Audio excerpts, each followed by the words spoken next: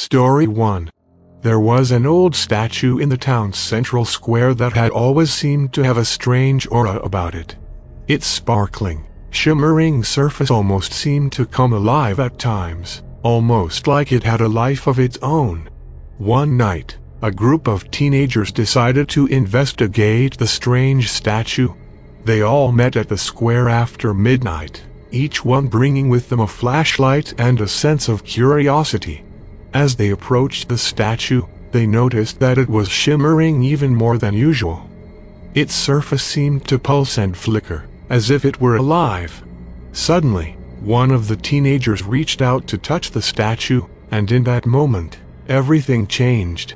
The shimmering surface enveloped him, pulling him in like quicksand. The others tried to pull him out, but it was too late. He was gone, swallowed up by the statue. After that night, the remaining teenagers began to have nightmares about the statue. They would dream of being pulled into the statue's shimmering surface, unable to escape. But the worst part was yet to come. One by one, the teenagers started disappearing. They would be walking down the street, and suddenly they would be gone, with no trace left behind. The townspeople searched high and low, but they never found any sign of the missing teenagers. It wasn't until a group of children stumbled upon the statue that they realized what had been happening. As they played near the statue, they noticed that its shimmering surface seemed to be alive, almost like it was breathing. Suddenly, one of the children reached out to touch the statue, and in that moment, they too were pulled into the statue's surface. The townspeople tried to destroy the statue, but it was no use.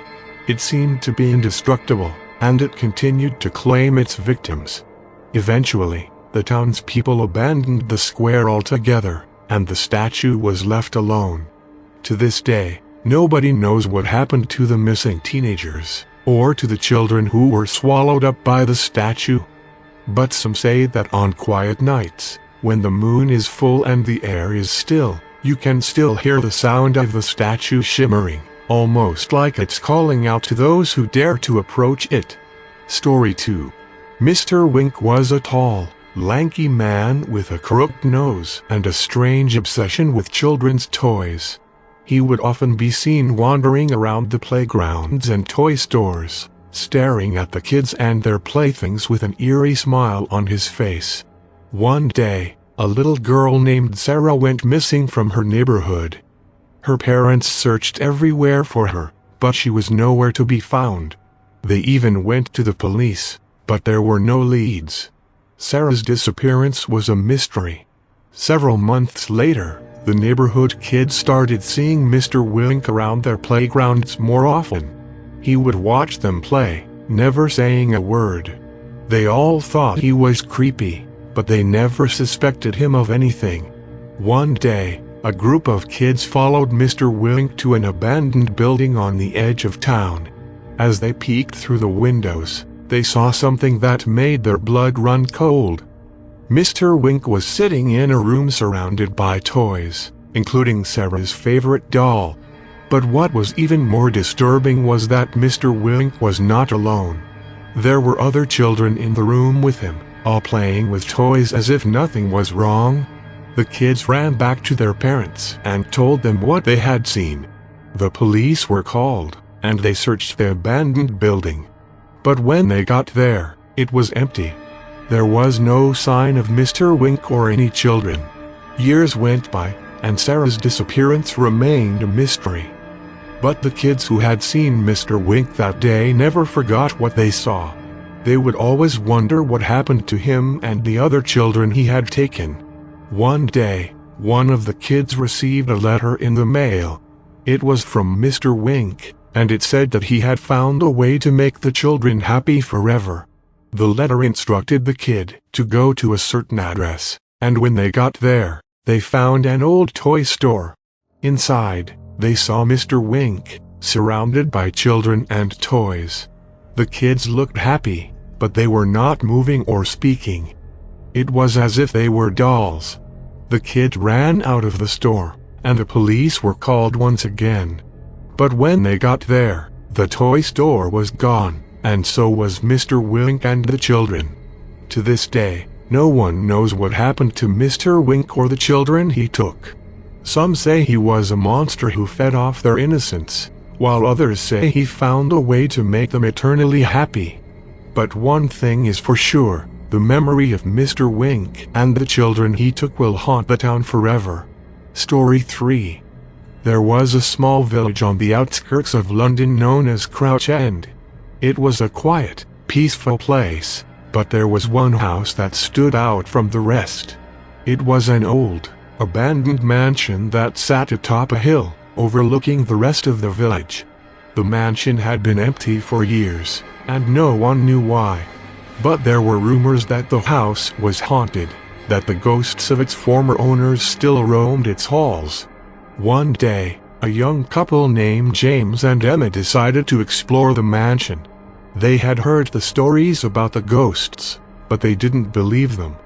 They wanted to see the mansion for themselves, to prove that there was nothing to be afraid of. As they approached the mansion, they noticed that the front door was slightly ajar. They pushed it open and stepped inside. The mansion was dusty and dimly lit, with cobwebs clinging to the walls and ceilings. But there was something else there, something that made their skin crawl. They heard footsteps echoing down the hallway, but there was no one there. They felt cold gusts of wind, but there were no open windows. They saw shadows moving on the walls, but there was no source of light. It was as if the mansion was alive, and it was watching them. The couple soon realized that they were not alone in the mansion. They heard whispers and moans, and they felt a presence that seemed to follow them everywhere they went. They tried to leave, but the front door was now locked, and they couldn't find the key. As the night wore on, the haunting grew more intense. The ghosts appeared to them, their faces twisted in agony, their eyes filled with hatred. James and Emma felt their grip on reality slipping away, and they knew that they were in grave danger. Finally, as the first rays of dawn broke through the windows, the ghosts disappeared, and the front door unlocked itself. James and Emma stumbled outside, dazed and shaken. They never spoke of their experience in the mansion again. But the haunting did not end with them. Over the years, many others went into the mansion, hoping to disprove the stories of ghosts. But they never came out. The mansion remained a place of terror, a place where the dead still walked.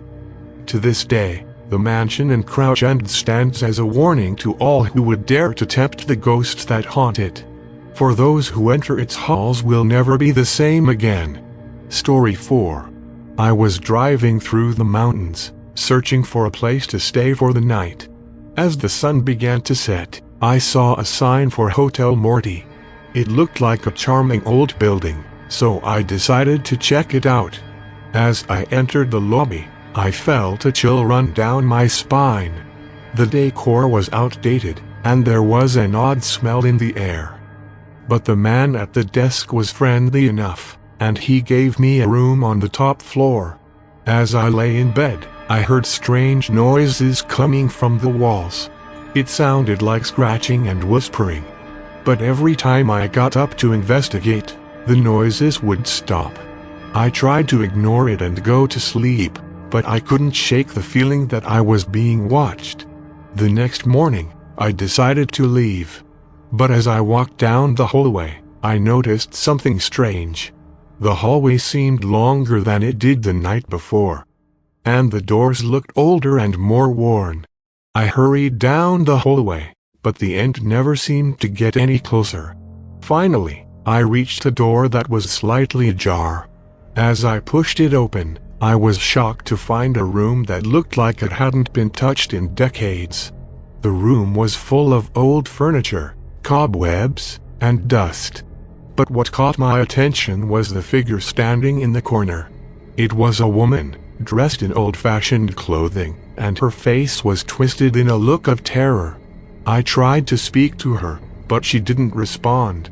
Suddenly, she disappeared into thin air, leaving only the sound of her screams echoing in the room. I ran back down the hallway, but it seemed to go on forever. The doors looked even older now, and the wallpaper was peeling. I started to panic, feeling like I was trapped in a nightmare. Finally, I reached the lobby, but it was completely empty. The man at the desk was gone, and there was no sign of anyone else. As I looked around, I realized that the hotel was much bigger than I thought. There were staircases and hallways leading to unknown depths, and I knew that I was lost. I wandered the hotel for what seemed like hours, searching for a way out. But every time I thought I had found an exit, I would end up back where I started. And all the while, I could hear the sounds of something following me. It was the scratching and whispering from my room, amplified and multiplied. And I knew that I was not alone in the hotel. Finally, I found myself back in my room. But everything was different now. The furniture was old and dusty, the walls were covered in mold, and the smell was overwhelming. And in the corner of the room stood the woman, her face twisted in agony, her eyes filled with terror. I knew that I had to get out, but the door wouldn't budge. I tried to force it open, but it was like trying to move a stone wall. And all the while, the woman in the corner continued to scream. As I stood there, feeling helpless and trapped, I realized the horrible truth. Hotel Morty was not a place for the living. It was a place for the dead. And I was just another lost soul, doomed to wander its endless halls forever. The story of Hotel M. After the incident, the hotel was closed down permanently. No one knows what happened to the staff or the guests who were staying at the hotel at the time of the fire. It's believed that they all perished in the flames. But that wasn't the end of the hotel's legacy. Over the years, people reported strange occurrences in the area surrounding the hotel. They claimed to hear screams and cries coming from the charred ruins of the building. Some even reported seeing figures moving inside the burned-out structure, even though it had been closed off to the public. Eventually, the city decided to demolish the hotel and turn the site into a park. But even that didn't stop the reports of paranormal activity. Visitors to the park claimed to feel a sense of dread and unease, as if they were being watched by something sinister. As the years passed, the stories about Hotel Morty became the stuff of legend. It was said that the hotel was cursed, and that the spirits of those who died in the fire still haunted the site. Some even claimed that the hotel had been built on a burial ground, and that the angry spirits of the dead had caused the fire as an act of revenge. Whatever the truth may be, one thing is certain. Hotel Morty will forever be remembered as one of the most terrifying places in history. And even though the hotel is long gone, the stories and legends surrounding it will continue to haunt the imagination of anyone brave enough to explore its dark past. If enough to explore its dark past. If enough to